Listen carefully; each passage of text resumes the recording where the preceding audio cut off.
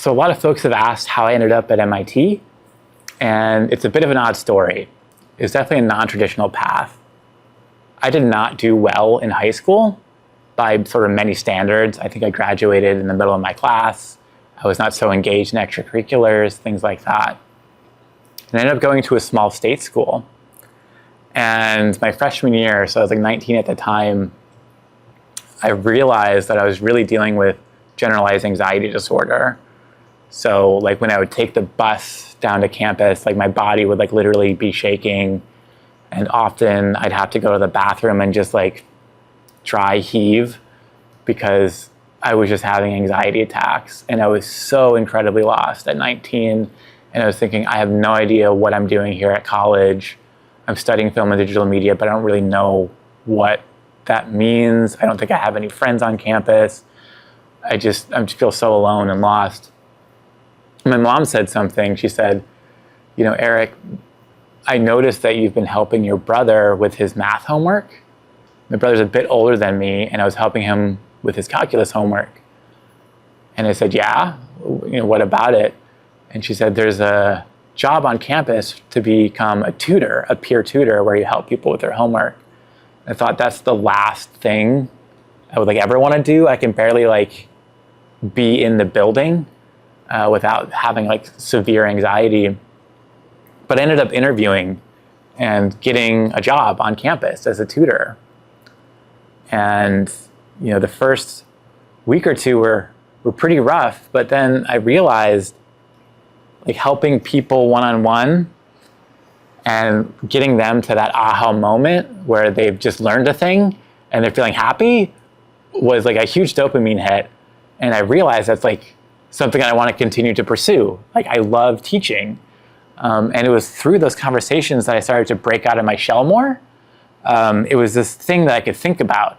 You know, I can't wait to see, you know, my tutee to help them with their math homework. And I was making friends at my job. And it was really life-changing, this on-campus job tutoring. And I thought, well, what if I can combine my love of film and digital media with education? And so my freshman year, I decided to take a second job working at an arts education nonprofit called the Progressive Arts Alliance right down the street from campus. And I taught kids how to make stop motion animations and films and things like that. And I was like, oh my God, like it's starting to coalesce in my head of like what I want to do. And slowly, I became more confident in myself. And so much so that my junior year, I actually applied to an internship at Discovery Channel. And I thought there's no way I'm going to get it, but I'm not going to self-select out of this. Because why not? I think I could pull it off. And I got so lucky that, you know, I got a couple interviews later, I got the position. And so I actually moved from Ohio for the first time ever by myself to intern for a year at Discovery Channel. And I learned so much.